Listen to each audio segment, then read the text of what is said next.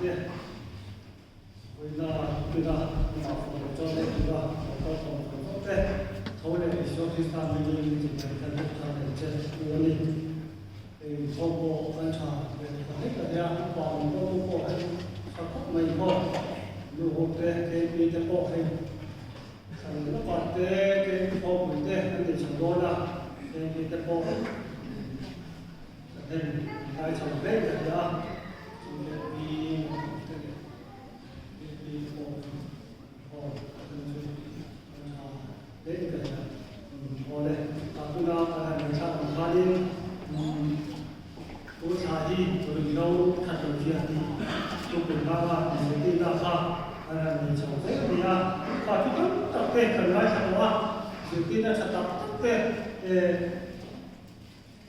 Ngay sao người ta phân một chính không biết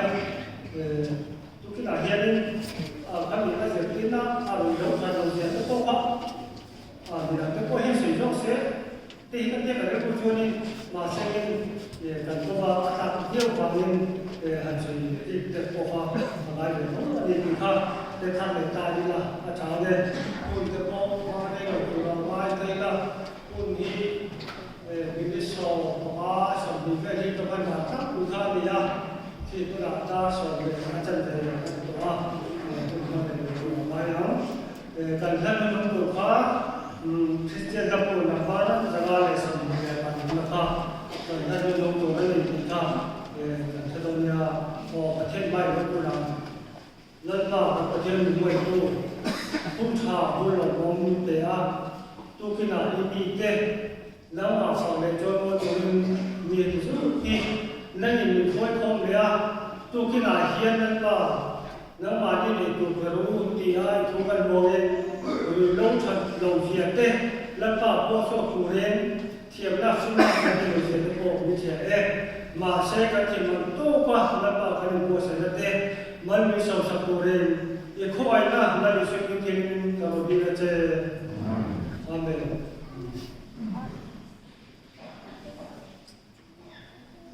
มันบอกหลวงพ่อคุณจุ๊บปะเทียนถูมุนเดียตันเชื่อแล้วว่าเราไม่เป็นบุตรอิสายาดุงชงเลยประคันสร้างขัดจังคาริอาเดจันนาตัวไม่โดนเนี่ยจึงจะตัวนี้ตัวไม่แค่ทำดีละบุ้งตุ้มสร้างขัดจังคาริตันเชื่อเลยDomedeเราเชื่อตระเป็นดุตาอิสายผู้ชมทุกเลประคัตสาพัฒนาการทุกวันเราเป็นแน่ละสันติชาชื่อตุระเลิกว่าที่ยุติอวังเล่เลิกว่าประเทศชาติจุกกระชัวเอาอันนี้จวนที่ลุงเชื่อเต้หัวกุเต้สันติแน่นาชุนะทุเลมิตาตเนนะตาอินคนนักผู้ช่วยอุเต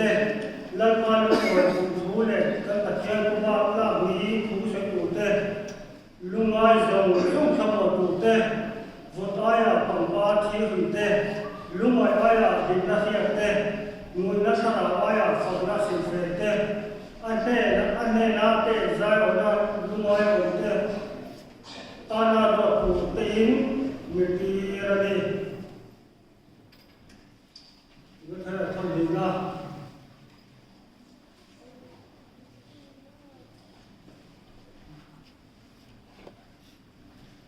สาขาทำเองนี่หนูอันนี้เต้ทีมที่ตีที่ให้เรานี่หนูหมดจวนพูดเกี่ยวกับตัดเตะหรือว่ามังบีมาบีน้อยพูดเต้ตามตัวไงจะพูดเต้อิสุเวเต้จะพูดเต้ปะเทียนสิ่งที่พูดเต้นู่นเลยบ้าที่โอยลงเต้โลกระจาให้ลงเต้เทียนลิ้มลงเต้ไม่นักเรียนผู้หญิงลงเต้ไว้ตรงโบเต้เฮตูเต้อิสุเทลงเต้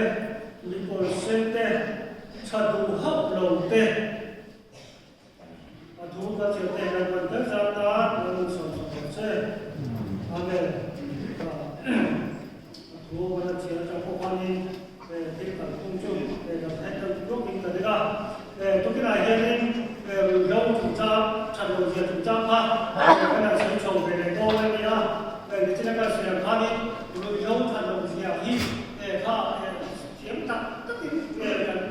มาอาจจะการช่วยตัวอันนู้นมาช่วยพอที่อีกขั้นหนึ่งมาอะไรเดี๋ยวอินกันเนี่ยช่วยพอจ้าเราน่าจะพอเอาไปเท่านี้จริงแต่ใครจะรู้ว่าเทียมกันแต่ต้องบอกเทียมกันแต่พอไอ้รู้ว่าทำอีกครั้งประเทศอุตภาวที่ช่วยเทียมแต่ที่นั่นช่วยช่วยนี่ด้านบ้านแต่พอที่อะไรชาเขาบอกเรานี่มาเสร็จเห็นมาว่าที่นั่นช่วยช่วยนี่ด้านบ้านจะเดี๋ยวพอที่ได้แต่กันนี่ขัดอีกข้าอันเสร็จกันเนี่ยมาเสร็จกันเนี่ยตรงขนาดช่วยนี่วิธีเตะทีมลงเตะวิเศษเตะเส้นลงเตะอันขัดตาอันหมดสาระอันนี้จู่ๆตรงกันที่เราพูดถึงเนี่ยตรงกันจู่เด็กเตะเอาสาเตะมีเกียรติเตะมีเกียรติเตะโดนทบนะโดนทบนะคุณอันนี้ชัดบางเลยจู่ๆประเทศเราคุณนะเล่นนั่นเสียกันในที่ข้าเรื่องรู้ไว้ตัวได้ยังเส้นชันเล่ตาเวลาอาชันเล่กันยังโอ้เวลาการทุกตัวเราพันรู้เรื่องชันเราเสียที่ข้าอันนี้ข้ารู้เรื่องชันเราเสียแต่พอกันง่ายชันเห็นตัวเลยที่จุดเปลี่ยนแล้วมาช่วงนี้ที่ได้รู้เรื่องชันเราเสียที่วัตถุดิบมันเรื่องพอเย็นนี่ทุกตัวเราพันแต่หันข้าบ้านของช่วงเวลาที่มาเรื่องอะไรตัวละตัวรู้เรื่องว่าจะชันช่วยก็ทำนี่แต่หมกคนละนี่การเรียนทุกอย่างก็ดำไปตาอันนี้จุดว่าช่วงนี้เธอรู้เรื่องอะไรเธอคบเวลาเย็นนี่อากุ้งชงกระเซ็นเลยว่ารู้เรื่องเฮียนที่นู่นปฏิเสธก็สัญเกตได้การเชียร์นี่คบเวจุดสำคัญการจูรำจุดสำคัญการลงบอลเรียนชุดว่าก็เฮียนรู้เรื่องว่าเฮียนชูตั้มตัดชูก็ตั้มตัดที่การมวยนี่ตรงจุดว่าช่วงนี้วันโปรแกรมเช็คพัฒนาเช็คอิน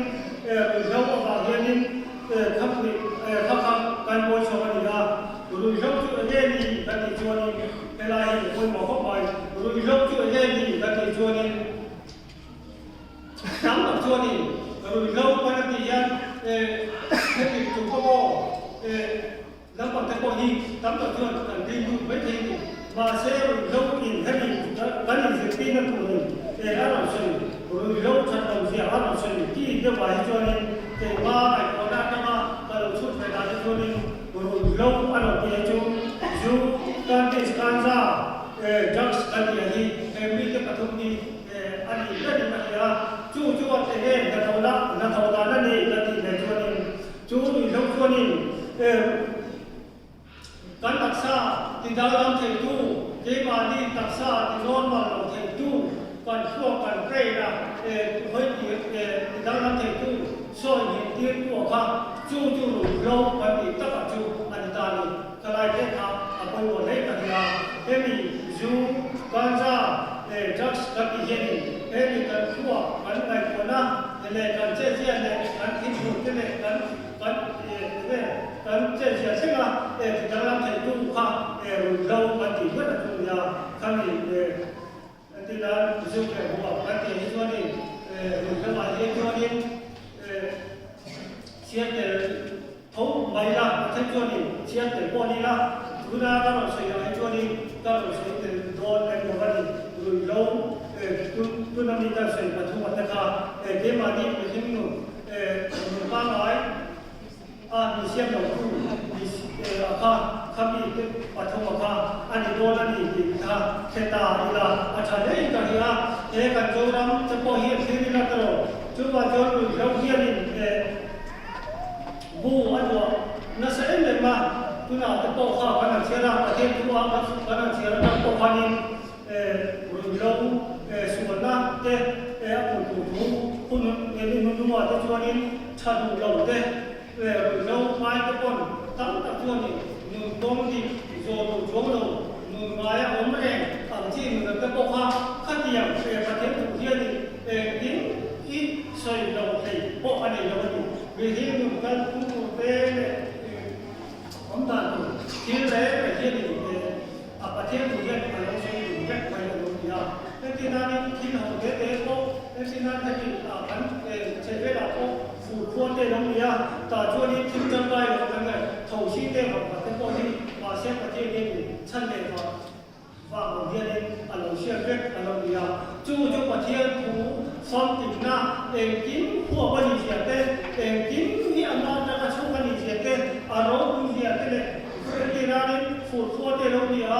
kho pu te ke te alo ta he ke te hi tam tak chu ni kan ha ba ni lo ma se ka ka pathian lo ku sia pathian tin te sia te lan na aro ku sia ai po chu da man po ha alo ni so ba ni te hi ti ma lo po chu lo chi thì ta po hi ka mai kwa nên thì na ni gần bia ni kia thì lúng lúng kia thì ta sẽ chú cái tí tiếp tục cho ni cổ gần bên quạt cổ chung có cổ gần bên mà là hi để một người sống biết để quản lý nhà bia nó có thể thế này chú cho ni gần bia ni kia po hi cái đồ tây là thì trên đồ tây là gắn thì là vào rồi mà sẽ quạt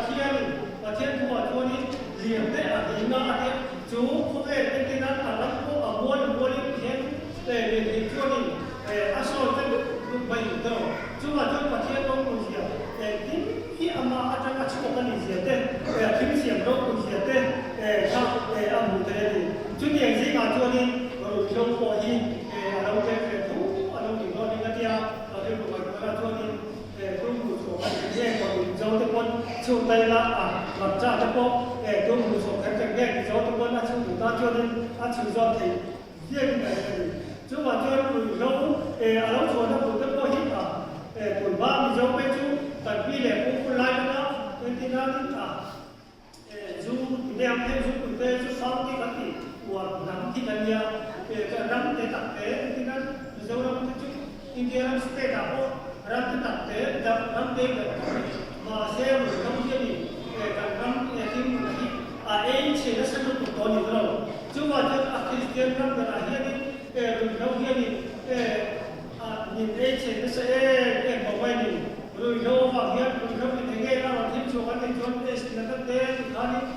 khi trả lời cũng thế là thêm chỗ cái này chỗ đâu thì thêm chỗ chú anh ta này bây em mà đâu đang thì xem thế nuôi sau này thì cái này thì không phải hiện tại như sex nó mà thế này HIV là thế này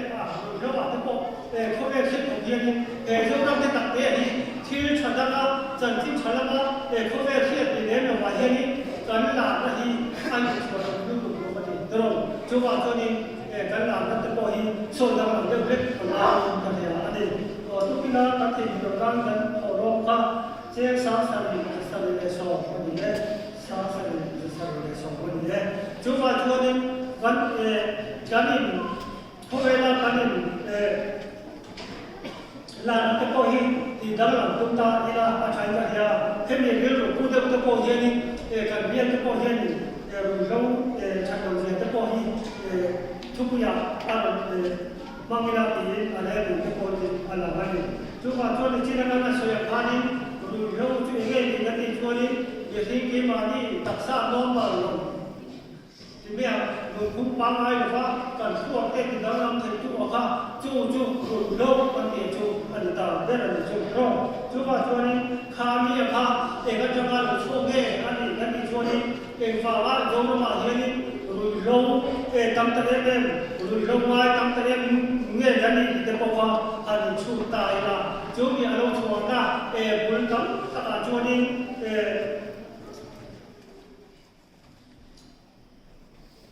thì về trên trong là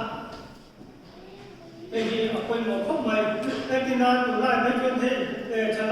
lại cái em khi nó thế cùng sổ và đi cho nó sổ và đi sổ thì ra cho nó có hi để hết tiền nó có đủ nó có hi để dùng đấu cho đầu gì mà suy ra về đã cố gắng cái sự tiền số ở ngoài thì nó cái này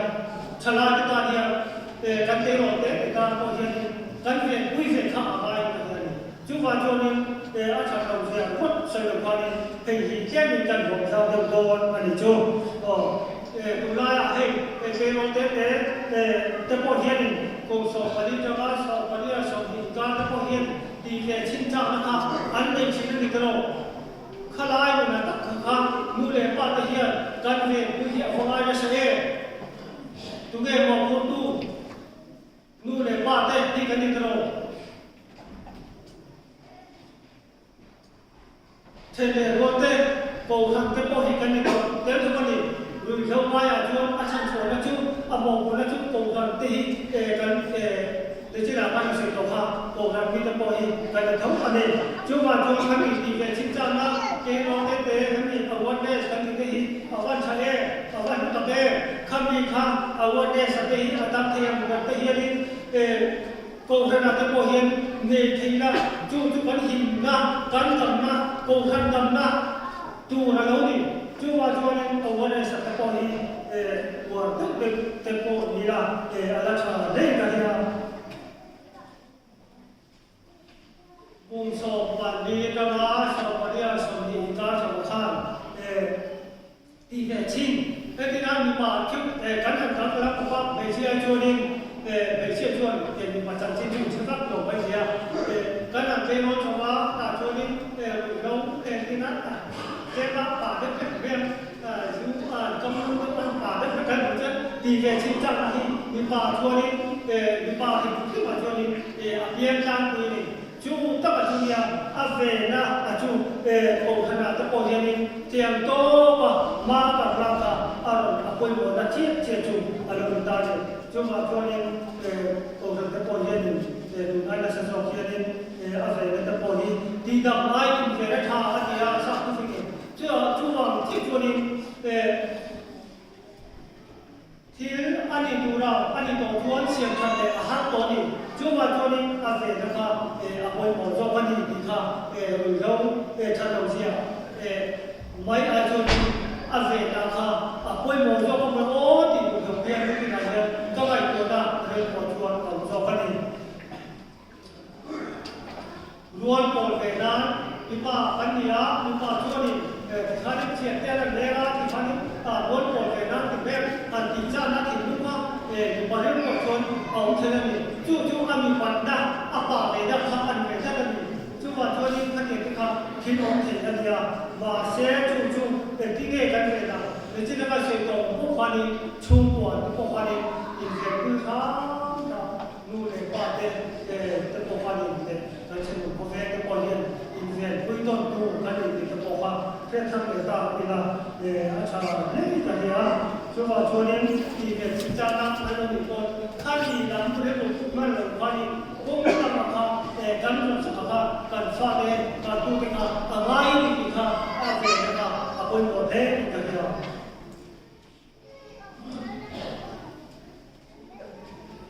Tulai昨天今天atam kan di bawah cumi ada zona buat pengamat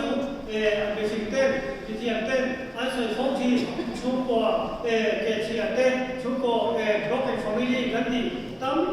tak hijau besar sana pun setiap macam kita luta hi luta tak hi mudu mana mana cucu apa ini mana broken family ganti cuma jangan cukup hilai aja ni sejauh tu atau pun mai bahasa sejauh don tu ni bunyi hiện ada don tu cuma jangan cukup kalau nom tu ni nom nak nom tu mo lu nak nom tu ning nak nom tu luar pun nak nom tu cuma tu ni kan sa ten kan tu ten cukup kan itu nuang nanti nom tu ni alo bia con ta mà chú của hiện có quên một chú của trong khoa đi nó chọn khăn điểm khoa để tụi con này đi tập bồi đi trên thân để đây là trả hết cả nhà chú của cái trên tập bạc in tắm tập nụt ba máy nung của nó chú của cái là alo đi tập bạc in goเป็น family alo đi tập bạc in kami nung gom di tất cả con nung qua nung gomเราเด็กที่กันดีอาบอยที่กันดีตลอดจู่มาตัวนี้ช่วงหัวตะโกนตอนนี้มาจากอะไรกันเนี่ยจู่มาชวนมาดีที่ที่นั้นตั้งแต่ที่พวกมาดีอินฟูเนียมนะอาจารย์ที่คนเฮมิที่จากนักบอลที่เราทั่วนี่จู่ที่นั้นมาดีเฉียดอะไรเนี่ยก็เป็นที่นั่นเฉียดที่นั้นพวกเขาทำพวกชุดเล็กไปที่ไหนที่อาจจะทำ mani niamnya pakai siapa terbawa rutin kita terbawa ada dua channel ini terbawa tentang tentang cuma ni mani apa kursi terbawa apa yang ani kan kursi yang tuan siapa ayah niamnya tertinggal ni ini niamnya kan niamnya kakak suara rutin kita ada lu số thì là gì chú quên một em mà đi niềm tin nữaจะปงฟังนี่มันนี่niềm tin đó thì mày đâu có gì lại đâu chú thiệt tin đó cái chú cái thiệt đầu tiên thì khác gì đâu cái thiệt bên cái thiệt con thiệt thiệt đủ có cái thiệt đủ nó khác riêng đủ khác để quên một em thì chú bảo cho nên để niềm tin nhớ phải thì là khác riêng đủ khác phải đủ đủ khác chẳng lẽ cái gì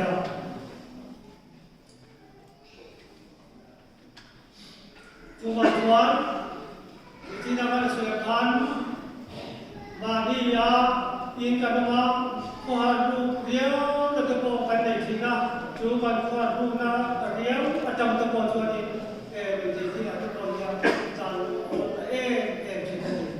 tu apa boleh memang tu macam mana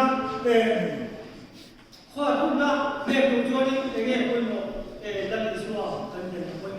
kitaคนที่เราสุดหรอเกี่ยตาดีเราที่เราเทียนในที่อาจารย์นี่อาเดนินอามากันที่เราเรียนกงจะบอกว่าไปคนจงใจเด้บ่ดังของความเด้กันที่จะบอกว่ากันฟังแดงตัวละครและที่ช่วยอัตโตกันที่ดีค่ะเราจะตามนี่เราอาจารย์ได้ไหมภาษาตัวนี้ตัวไล่ตัวนี้ทั้งปฏิทั้งชุดตาตัวนี้เป็นที่นั่นโอ้โหลูกที่ชวนละที่บุญลูกนี่ชวนละอาลูกที่เอาไปกันนี่เจ้าพ่ออันนี้นี่จังหวะตัวนี้จะนั่นแต่ที่ว่าเราใช้ปัญญาเป็นที่นั่นสิ่งไรรู้บุบเบี้ยเป็นที่นั่นสิ่งไรที่อันต่างลูกตัวนี้อันนี้เป็นตำรวจตัวนี้การเงินแบงก์ของนี้ก็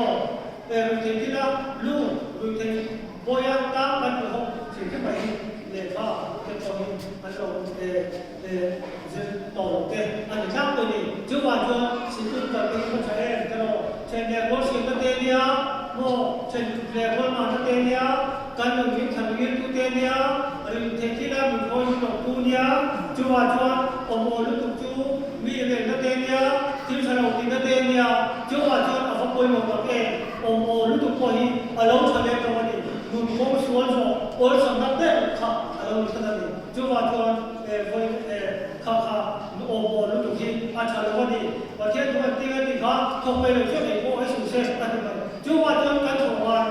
หาอะไรอยู่เราเรื่องนี้การทัชตัวเราแบบนี้การได้ยินเราบอกว่าการนั่งทำเราบอกว่าจังหวะตัวเรื่องของตะการทำตัวกันนี่ข้านี่การเป็นคนต้องจับชัวร์แล้วมันต้องข้าอะไรเจ๊มินเราเจ๊ข้าเรานี่จู่เอาไปหมดเลยโอ้โหลูกค้าเราแสดงว่ามันดีค่ะเป็นทางต่างๆนี่ละอาจารย์เนี่ยถึงนะถึงเรานะอยู่ยกไปช่วยนี่คนสร้างเต้นที่บอกจะแพ็กที่กันหนึ่งนายสร้างมาพัฒนาเนี่ยแต่การที่ถ้าบอกอย่างต้องเสียเห็นบอกคนสร้างต้องไปก็บอกเดิมต้องเสียจากพวกผู้ว่าเราแต่การทั้งการฟังฝึกตลอดที่ไหนก็จะมีละหอดกันแค่มาเสียที่มากันแล้วเราเฟ้นไปก็ได้นั่นจู่อยู่ที่นี่นมจินนะนมเนี่ยจากจงคนตลอดจู่ว่าจวนผิดนะเตะนมอันนี้กันจงนี่ตลอดเตะกันก็จู่ว่าเย็นโคเย็น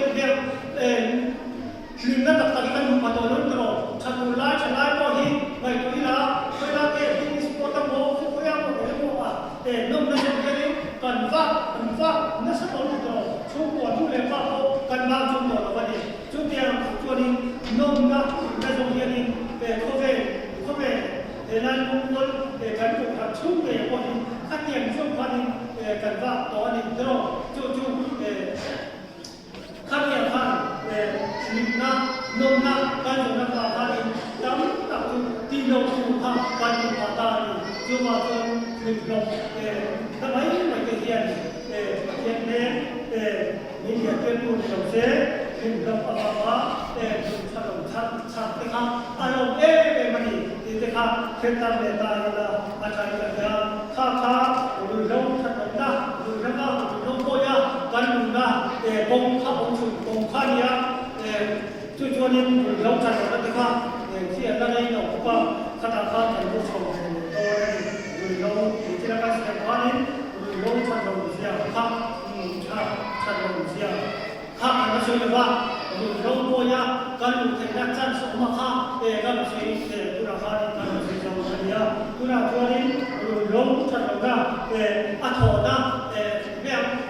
เราในที่นั้นมีบุบบอกว่าผู้ใหญ่ตัวตัวสาวว่าผมจู่อันถกบอกว่าสาวว่าอันนั้นสู้ไปหนึ่งเราข้า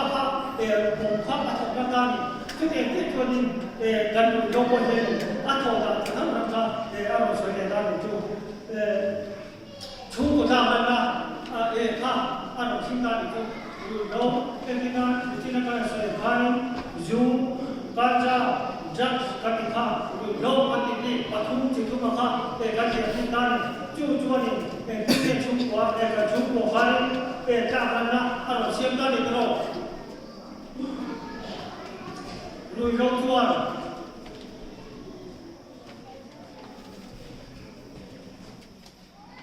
ชูว่าชูเล่ไปอาเฮีย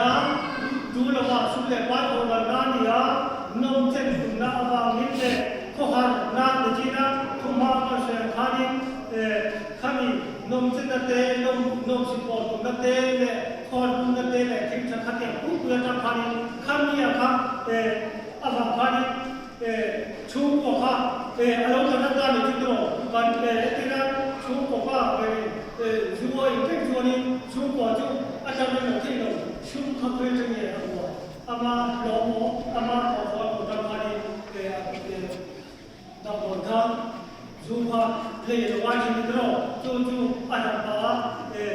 เลยสังตุอันนั้นเราอามาชูอาว่าชูก็ชูอันนี้ว่าเลยสังตุว่าได้ชูว่าที่ท่านชูอารมณ์ที่นั่นเองชูว่าจะต้องไปหมดตัวเองเราชูว่ากันไปในชวนหรือที่นั่นเองหรือที่ข้างอาจารย์ดูเสียข้ากันจะส่งเสริมโดนเนี่ยชูว่าชวนรับเงินน้ำที่เสด็จนี่โอ้กันชูน้ำเตโปเตโรรับเงินน้ำที่เสด็จนี่ที่นั่นเราช่วยเหลือ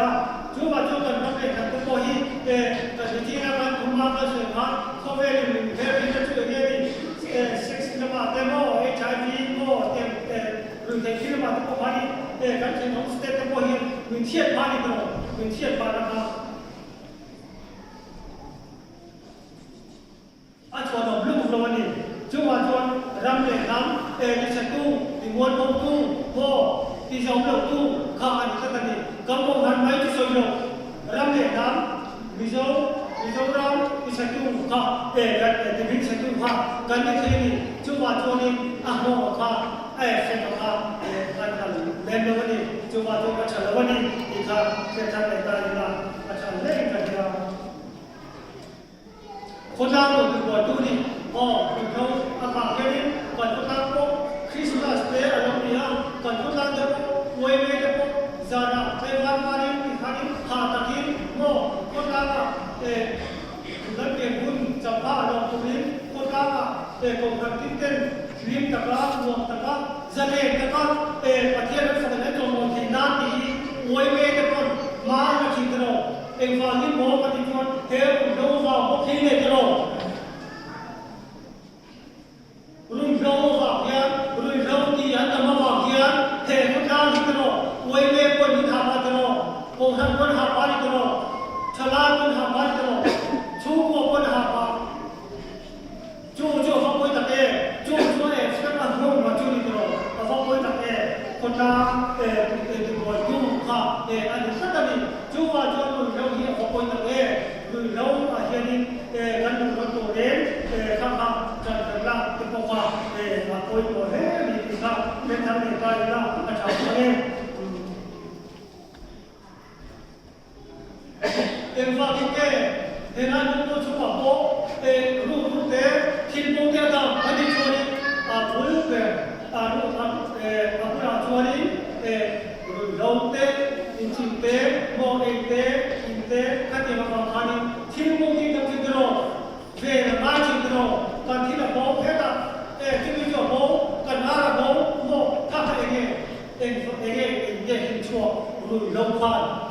กันตรงจุมาทวนหรือเราจุมาวัดฉลองนักเล่ข้าข้าเพื่อท่านได้ละอาชากันเนี่ยการชมระบาดจันทิทัพเตะกับนายขาตลอดโอ้ตัวทานนักเตะเขาตั้งโตเตะทุเล่จูตัวทานนั้นชวนนี่เตะแก่ตัวทานออกเกมตัวช่วยเล่นนี่รู้เราเขาอะไรนี่ในที่นั้นท่านประเทศทุกประเทศละท่านชาติเราเตะมวยกับโบเตะบายบุญผู้หนึ่งวันนี้เตะองค์ดานตัวเราสวยพัดเราสวยเจ้าตัวหล่อ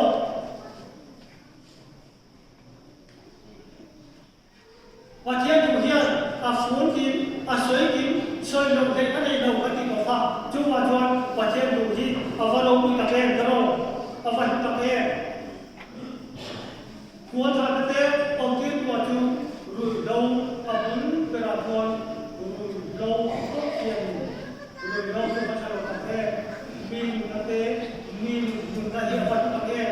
สุดท้ายเลยตอนนี้เนี่ยก็เตะกันเตะกับตัวพ่อก็เดี๋ยวบอกว่าอะไรจะเราอยู่ในที่ที่ส่วนที่รู้เราว่าฟ้านี่ตัวที่นั่นที่เราเราพูดกับเองรู้เราก็ฉลองกับเองเรามีดูแลป้ามีลูกมีจักรวาลมีฟ้าทัดตู้รู้เราว่าบ้าตัวที่นั่นเขาเอาพูดกับเองข้าเองนี่บุญกันตัวรู้เราข้านี่จุมาจวนรู้เราจุมาฉลองเล่อันนี้ที่ข้าเช่นทำเองตานี่ละอาชาเล่ต่อไปต่อรู้เราจุที่นู่นเราตัวนี้นู่นที่ต่อตู้มีที่มวนมตู้กันนี่ตัวเราไม่มีที่เราตู้มีที่จับตู้มีที่เสด็จตู้อันนี้ก็จุมาจวนรู้เราจุมาฉลองตั้งแต่รู้เราจวนนู่นอันนี้ต่ออันนี้ก็ท่านมัวละเห็นกันเลยนะ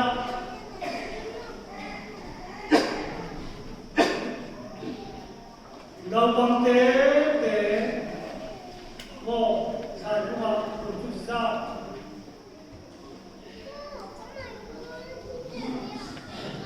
อันตั้งมุขกันนี่จัวรู้เราอีนู่นที่ตัวตู้มีที่มวนบงตู้ชูก็ที่มวนบงตู้กูรันที่มวนบงตู้ขดาวที่มวนบงตู้จูว่าตัวมาฉลองกันเองจูว่าตัวนี้รู้เราว่าอย่างนี้การชีวิตข้าที่นั่นเราที่เราก็พอเห็นข้ารู้เราฉลองเสียไปสุดที่พวกว่าข้าเดียวกันพวกว่านี่เส้นทางนี่ละไว้ดูนี่ละรู้เราตัวนี้มีมุขเตชวตาเที่ยวที่ราที่ฉลองวันโอนะที่นั่นนั่นช่วงนี้จูว่าตัวมาฉลองกันเองรู้เราที่ส่วนกันนี่ตัวเรามีที่เราตัวข้ารู้เราวันนี้ช่วยไปที่ในตัวเรามีที่เราตัวจะข้าเองนี่กันที่ตัวรู้เราข้านี่ตัวเราสิ่งที่เราบอกสิ่งที่สารตะการยันตัวเราว่าอีนี่ตัวเราอีนี่เราสังเกตได้เลยรู้เราข้าอันนี้ที่ยันนี่จังหวะตัวรู้เราข้าเนี่ยการสิ่งที่สุขภาพทำมาเป็นว่ารู้เราว่าเนี่ยชัดว่าอีโคนันเตมกุนานีคนมองเข้าไปรู้เราว่าเนี่ยชัดว่าอีโคนันเตมกุนานีการเตรียมโตกินชัดช่วงคนเองอันตานกับจุดใจว่าอันตานการเตรียมโตกินเก่งค่ะตุ้มใจละคนกลางกับคนกลางอะไรแต่โมรู้เราว่ากินชุ่มกว่าคนกลางบอลดูทีจุว่าชวนจุมีรู้เราว่าเด็กชัดชอบผู้ชวนผู้ทำมิตรยาว่าผู้รักกันนี่เด็กกันดีดูเด็กดูดีกว่าถ้าช่วยเจ้าชมเราไม่มาจุว่าชมผู้รักกันยาว่าผู้น่ารู้เราว่าเด็กชัดชอบเขาการว่าผู้ไม่มีค่ะก็ทำได้ละถามเลยว่าผู้ไป